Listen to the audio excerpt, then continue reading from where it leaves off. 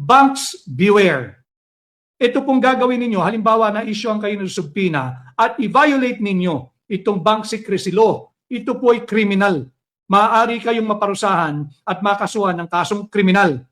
Krimen po ito. Kung sino man ang lalabag dito sa ipinag-uutos ng bank secrecy law or RA 1405. Maaari kayong makulong bukod pa sa penalty, bukod pa sa fine, bukod pa sa masamang public relations impact or perception or projection that your financial institution or bank or banks will generate from the public. Masama po 'yan dahil unang-una dapat ang bangko na nagpoprotekta sa kanyang mga kliyente. Good day po sa lahat, si Fiscal EJ po ito. Sabi ni Vic Rodriguez, krimen daw ang pagbubukas ng bank account ni VP Sara. Sounds serious. Sounds convincing. Pero ito ang tanong, buo ba ang batas na binabanggit o kalahati lang? Kumakalat ang pahayag na ito ni Vic Rodriguez na ang pagbubukas daw ng bank account ay isang krimen. On its face, mukhang tama. Mukhang may legal basis. Pero may problema. Kalahati lang ng batas ang binabasa. So ano ba talaga ang sinasabi ng batas? Simulan natin sa general rule. Under Section 2 of Republic Act No. 1405, malinaw. Bank deposits are absolutely confidential. Ibig sabihin, hindi pwedeng basta-basta silipin o sisain o i-disclose.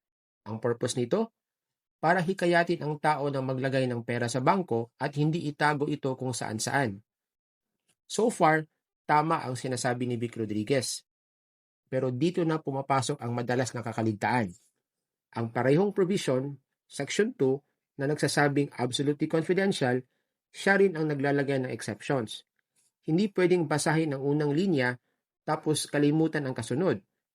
Ayon mismo sa Section 2, pwedeng buksan ang bank accounts kahit walang consent ng account holder kung may impeachment proceedings, may court order sa bribery or dereliction of duty, o kung ang deposito ay subject ng litigation. Hindi ito interpretation, hindi ito opinion.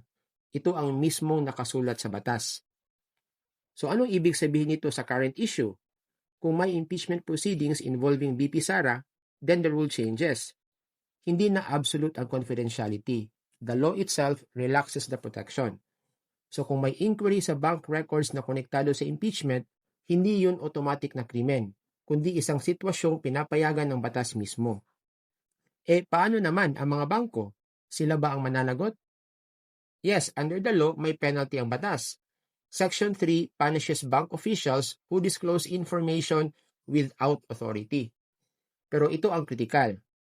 Kung ang disclosure ay ginawa dahil sa lawful exception, like impeachment, hindi na siya unauthorized.